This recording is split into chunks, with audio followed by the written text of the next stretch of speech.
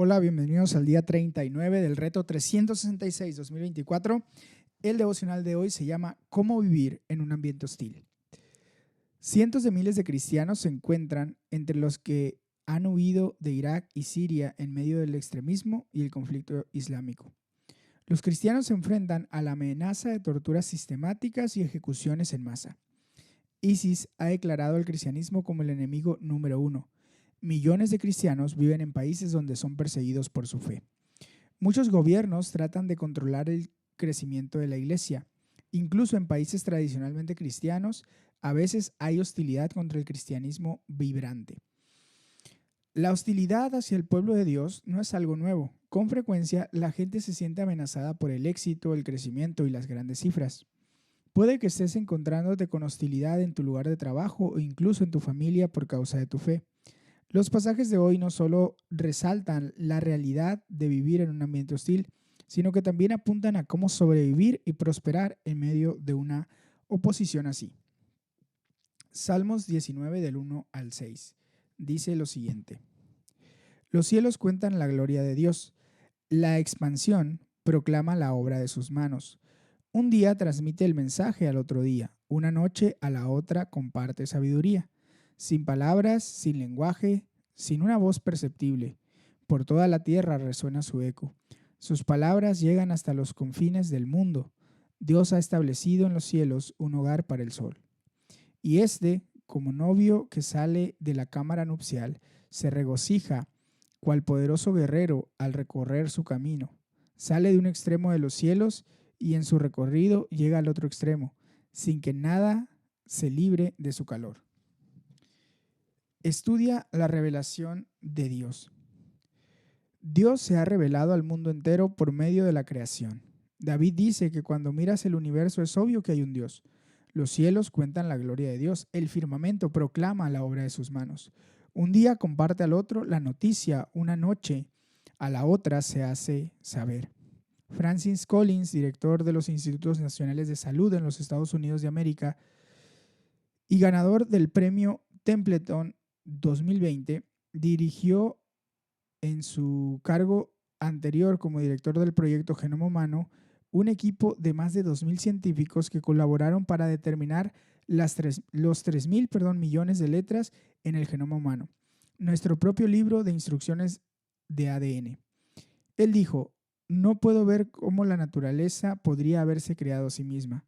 Solo una fuerza sobrenatural que está fuera del espacio y el tiempo podría haber hecho eso.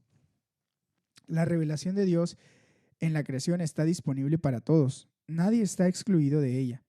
Sin palabras, sin lenguaje, sin una voz perceptible, por toda la tierra resuena su eco. Sus palabras llegan hasta los confines del mundo. Cuando contemplamos el mundo, podemos ver la huella de Dios, su eterno poder y su naturaleza divina. Se perciben claramente a través de lo que Él creó. A pesar de que Dios se ha revelado a sí mismo, el mundo entero, a pesar de que Dios se ha revelado a sí mismo al mundo entero, una gran parte del mundo sigue siendo hostil a Él. Tómate un tiempo para estudiar la creación de Dios y darle gracias por ser quien es, así como para disfrutar todas las cosas bellas que Dios ha hecho. Señor, gracias porque me hablas todos los días y las noches a través de la creación, y no hay discurso ni lenguaje donde tu voz no se oiga. Mateo 26, del 1 al 30. Vamos a leerlo.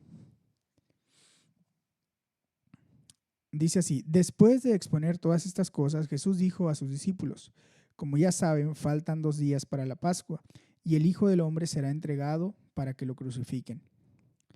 Se reunieron entonces los jefes de los sacerdotes y los líderes religiosos del pueblo en el palacio de Caifás, el sumo sacerdote, y con artimañas buscaban cómo arrestar a Jesús para matarlo. Pero no durante la fiesta, decían, no sea que se amotine el pueblo. Estando Jesús en Betania, en casa de Simón, que había tenido una enfermedad en su piel, se acercó una mujer con un frasco de alabastro lleno de un perfume muy caro, y lo derramó sobre la cabeza de Jesús mientras él estaba sentado a la mesa. Al ver esto, los discípulos se indignaron. ¿Para qué este desperdicio?, dijeron. Podía haberse vendido este perfume por mucho dinero para dárselo a los pobres. Consciente de ello, Jesús dijo: ¿por qué molestan a esta mujer? Ella ha hecho una obra hermosa conmigo. A los pobres siempre los tendrán con ustedes, pero a mí no me van a tener siempre. Al derramar ella este perfume sobre mi cuerpo, lo hizo a fin de prepararme para la sepultura. Les aseguro que en cualquier parte del mundo donde se predique este evangelio, se contará también en memoria de esta mujer lo que ella hizo. Uno de los 12, el que se llamaba Judas Iscariote, fue a los jefes de los sacerdotes. ¿Cuánto me dan y yo les entrego a Jesús?, propuso. Decidieron pagarle 30 monedas de plata, y desde entonces Judas buscaba una oportunidad para entregarlo. El primer día de la fiesta de los panes sin levadura, se acercaron los discípulos a Jesús y preguntaron: ¿Dónde quieres que hagamos los preparativos para que comas la Pascua? Él les respondió que fueran a la ciudad, a la casa de cierto hombre, y dijeran: El maestro dice, mi tiempo está cerca, voy a celebrar la Pascua en tu casa con mis discípulos. Los discípulos hicieron entonces como Jesús les había mandado y prepararon la Pascua. Al anochecer, Jesús estaba sentado a la mesa de con los 12. Mientras comían, dijo: Les aseguro que uno de ustedes me va a traicionar. Ellos se entristecieron mucho y uno por uno comenzaron a preguntarle: ¿Acaso seré yo, Señor? El que mete la mano conmigo en el plato es el que me va a traicionar, respondió Jesús. El Hijo del Hombre se irá, tal como está escrito de él. Pero ay de aquel que lo traiciona, más le valdría a ese hombre no haber nacido. ¿Acaso seré yo, Rabí?, dijo Judas, al que lo iba a traicionar. Tú lo has dicho, contestó Jesús. Mientras comían, Jesús tomó pan y lo bendijo. Luego lo partió y se lo dio a sus discípulos, diciéndoles: Tomen y coman, esto es mi cuerpo. Después tomó una copa, dio gracias y se la dio a ellos, diciéndoles: Beban de ella todos ustedes, esto es mi sangre del pacto, que es derramada por muchos para el perdón de pecados. Les digo que no beberé de este fruto de la vid desde ahora en adelante, hasta aquel día en que beba con ustedes el vino nuevo en el reino del Padre. Después de cantar los salmos, salieron al monte de los olivos. Muy bien, luego dice el comentario: comprende la solución de Dios. ¿Alguna vez te han acusado falsamente o traicionado un amigo? ¿Alguna vez se ha confabulado la gente contra ti? ¿Has experimentado alguna forma de hostilidad personal? Jesús experimentó todas estas cosas. Dios se ha revelado a sí mismo en la creación, pero su revelación suprema es la persona de su Hijo, Jesucristo. Dios mismo vino para ser parte de este mundo hostil, para hacer algo al respecto. En este pasaje vemos un destello de la solución de Dios, la cual fue realizada por Él a través de la venida de la persona de su Hijo Jesucristo y su muerte por nosotros. Aún así, el mundo fue hostil incluso con Jesús. Número 1. Confabulaciones.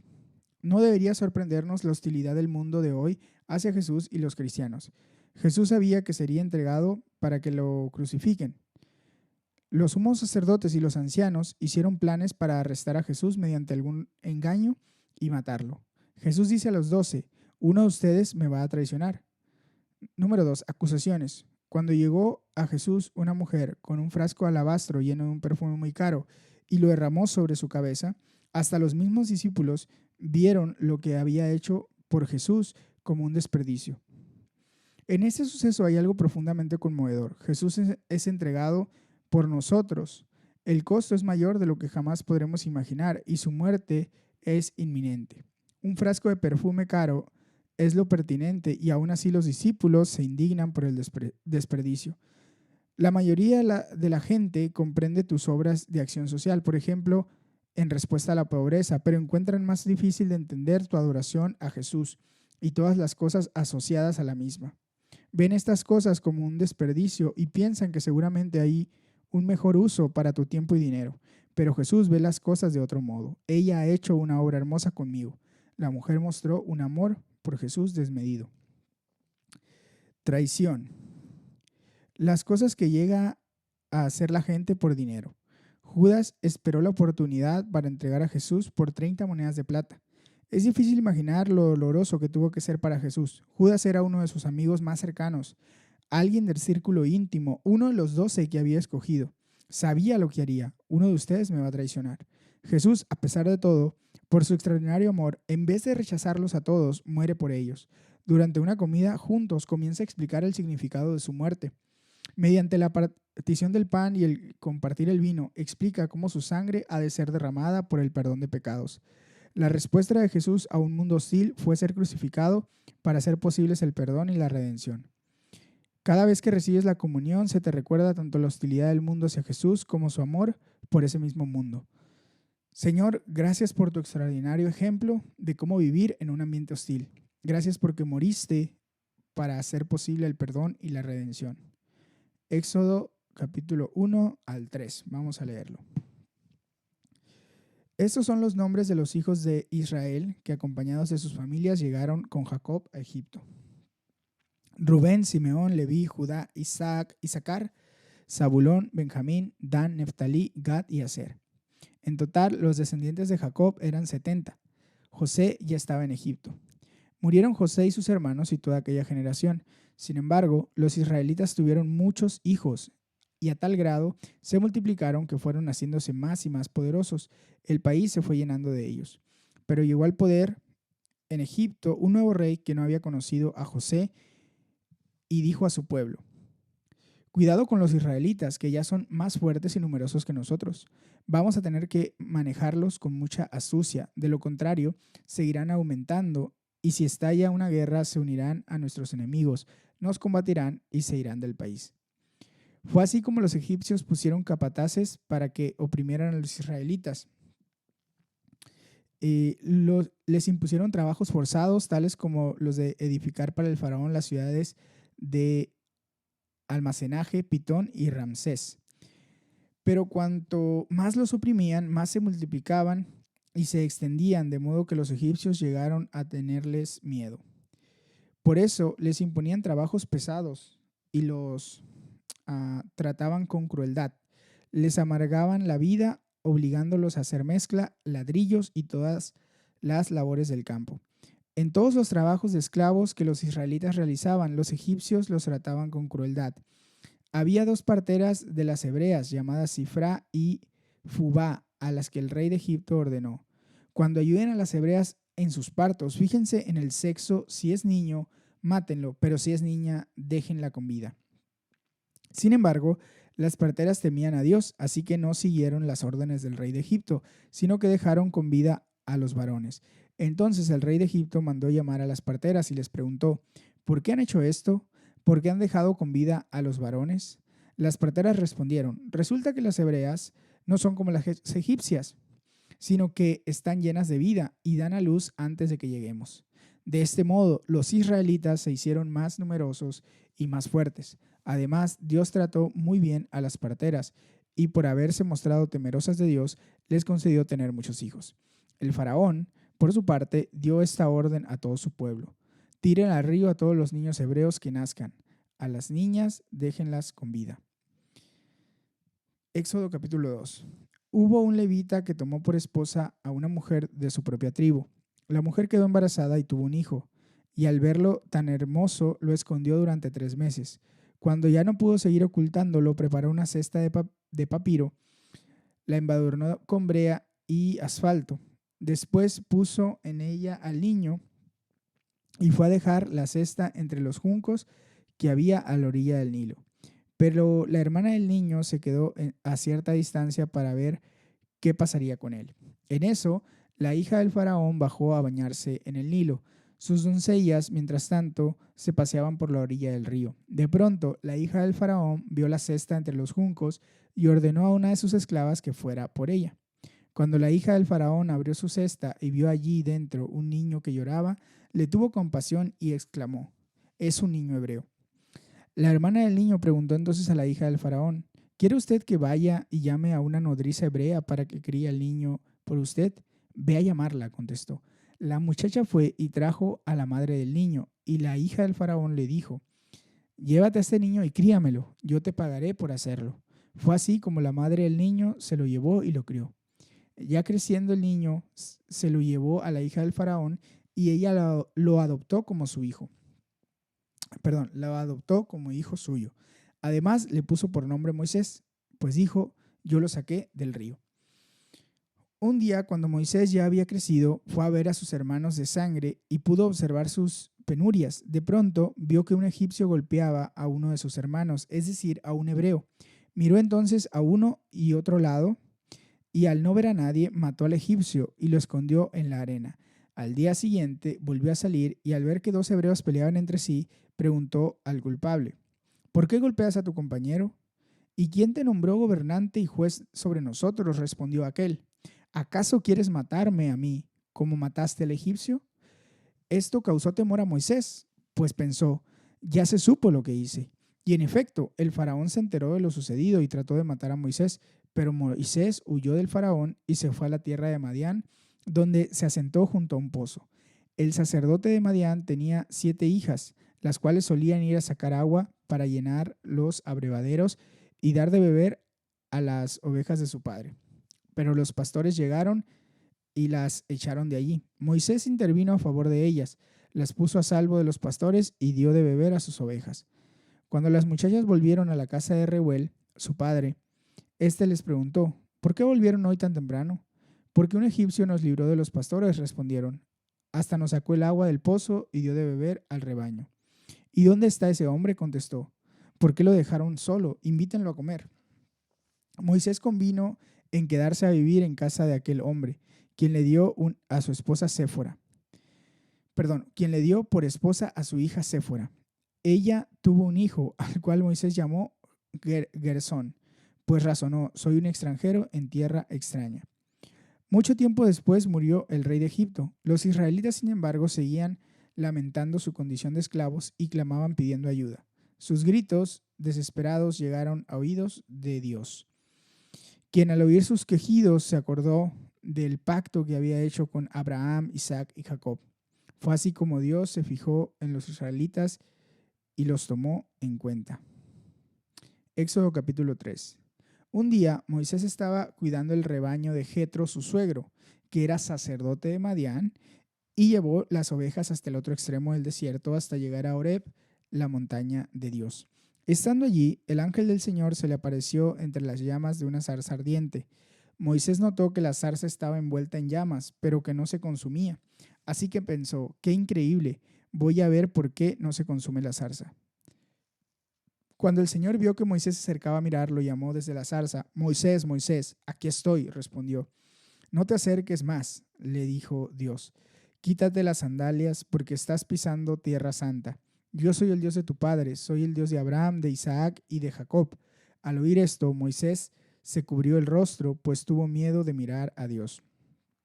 Pero el Señor siguió diciendo: ciertamente he visto la opresión que sufre mi pueblo en Egipto. Los he escuchado quejarse de sus capataces y conozco bien sus penurias. Así que he descendido para librarlos del poder de los egipcios y sacarlos de ese país, para llevarlos a una tierra buena y espaciosa, tierra donde abundan la leche y la miel. Me refiero al país de los cananeos, hititas, amorreos, fereceos, heveos y jebuseos. Han llegado a mis oídos, los gritos desesperados de los israelitas, y he visto también cómo los oprimen los egipcios. Así que disponte a partir. Voy a enviarte al faraón para que saques de Egipto a los israelitas, que son mi pueblo. Pero Moisés dijo a Dios: ¿y quién soy yo para presentarme ante faraón y sacar de Egipto a los israelitas? Yo estaré contigo, respondió Dios, y te voy a dar una señal de que soy yo quien te envía. Cuando hayas sacado de Egipto a mi pueblo, todos ustedes me adorarán en esta montaña. Pero Moisés insistió: supongamos que me presento ante los israelitas y les digo: el Dios de sus antepasados me ha enviado a ustedes. Si me preguntan, ¿y cómo se llama?, ¿qué les respondo? Yo soy el que soy, respondió Dios a Moisés. Y esto es lo que tienes que decirles a los israelitas: yo soy, me ha enviado a ustedes. Además, Dios dijo a Moisés: di esto a los israelitas: el Señor, el Dios de sus antepasados, el Dios de Abraham, de Isaac y de Jacob, me ha enviado a ustedes. Este es mi nombre eterno, este es mi nombre por todas las generaciones. Y tú, anda, reúne a los jefes de Israel y diles: el Señor, Dios de sus antepasados, el Dios de Abraham, de Isaac y de Jacob, se me apareció y me dijo: yo he estado pendiente de ustedes, he visto cómo los han maltratado en Egipto. Por eso me propongo sacarlos de su opresión en Egipto y llevarlos al país de los cananeos, hititas, amorreos, fereceos, heveos y jebuseos, en una tierra donde abundan leche y la miel. Los jefes de Israel te harán caso. Entonces ellos y tú se presentarán ante el rey de Egipto y dirán: el Señor, Dios de los hebreos, me ha enviado a nuestro encuentro. Déjanos hacer un viaje de 3 días al desierto para ofrecerle sacrificios al Señor nuestro Dios. Yo sé bien que el rey de Egipto no va a dejarlos ir, a no ser por la fuerza. Entonces manifestaré mi poder y heriré de muerte a los egipcios con todas las maravillas que realizaré entre ellos. Después de eso, el faraón los dejará ir. Pero yo haré que este pueblo se gane la simpatía de los egipcios, de modo que cuando ustedes salgan de Egipto no se vayan con las manos vacías. Toda mujer israelita pedirá a su vecina y a cualquier otra mujer que viva en su casa objetos de oro, de plata y ropa para vestir a sus hijos y a sus hijas. Así despojarán ustedes a los egipcios. Dice el comentario: conoce quién es Dios. Moisés preguntó a Dios: ¿y quién soy yo para presentarme ante Dios? Dios le respondió diciendo: ¿quién es Él? Al final, la respuesta a nuestras preguntas y problemas no está en quiénes somos, sino en quién es Dios. Si preguntaras a un judío del siglo I quién fue la persona más grande que jamás vivió, habría respondido que sin lugar a dudas fue Moisés. Era la figura suprema en su historia. Les rescató de la les rescató la esclavitud para vivir en libertad. Les dio la ley. El libro del Éxodo nos presenta la constitución de una nueva nación y nos presenta al hombre responsable de la misma. Un nuevo rey llegó al poder que no había conocido a José. El nuevo rey ignoraba el hecho de que José había salvado a Egipto. La gente se olvidó rápidamente del bien que el pueblo de Dios había hecho en el pasado. El gobierno comenzó a oprimirles despiadadamente mediante el trabajo forzoso. Clamaron pidiendo auxilio y sus gritos desesperados llegaron a oídos de Dios. A lo largo de la historia, la gente ha intentado librarse del pueblo de Dios, pero nunca lo ha conseguido. Cuanto más los oprimían, más se multiplicaban y se extendían. Incluso hoy en día, la iglesia suele multiplicarse y propagarse cuando es perseguida y oprimida. Moisés era el nieto adoptivo del faraón, un príncipe poderoso. Una abundancia de dinero, sexo y poder tuvieron que estar a disposición de Moisés, pero en vez de eso eligió resistir a la hostilidad, obedeció el llamado de Dios y eligió identificarse con el pueblo de Dios, el cual era un grupo de gente a la que aquellos de alta alcurnia como Moisés miraban con desprecio, una nación esclava. Con los lentes del Nuevo Testamento vemos cómo Moisés prefirió ser maltratado con el pueblo de Dios a disfrutar de los efímeros placeres del pecado. Consideró que lo oprobio por causa del Mesías era una mayor riqueza que los tesoros de Egipto, porque tenía la mirada puesta en la recompensa, dice Hebreos 11. No fue una elección fácil, pero al final obedeció el llamado de Dios y se enfrentó a un mundo hostil. El reconocimiento de quién es Dios estaba en el meollo de su obediencia. Dios se reveló a sí mismo a Moisés de diferentes maneras en estos versículos y le prometió: yo estaré contigo. La revelación de su nombre fue particularmente significativa, pues el nombre de una persona se entendía como una declaración del carácter o naturaleza de esa persona. Dios se revela a sí mismo como: yo soy el que soy. La única manera en la que Dios puede ser descrito al completo es en referencia a sí mismo. Este nombre declara la grandeza única y la naturaleza eterna de nuestro Dios. Este nombre, en su forma contraída, se convierte en el nombre por el que Dios es conocido a lo largo del resto del Antiguo Testamento. En hebreo es Yahvé, normalmente traducido al español como Jehová o el Señor. La consecuente obediencia de Moisés a Dios estaba enraizada en su comprensión acerca de quién es Dios. En efecto, Dios le dice a Moisés que no se preocupe de la hostilidad a la que tendrá que enfrentarse. Todo lo que importa es que yo soy el que soy, está con él.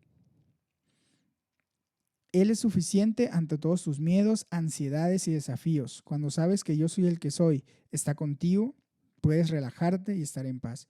Jesús dijo: antes de que Abraham naciera, yo soy. El grande, eterno y suficiente yo soy se ha acercado a nosotros en Jesús y ha prometido estar con vosotros.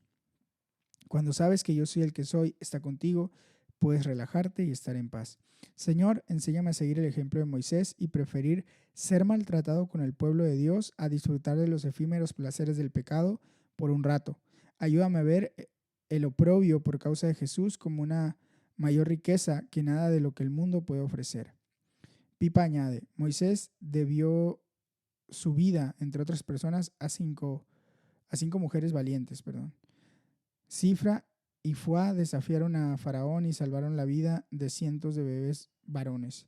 La hermana de Moisés, Miriam, actuó inteligentemente al buscar a la propia madre de Moisés para que lo criara cuando la hija de Faraón lo descubrió entre los juncos. La madre de Moisés transmitió una gran fe a sus 3 hijos, Moisés, Aarón y Miriam. Y lo más sorprendente, la hija de Faraón tuvo compasión de Moisés y lo rescató.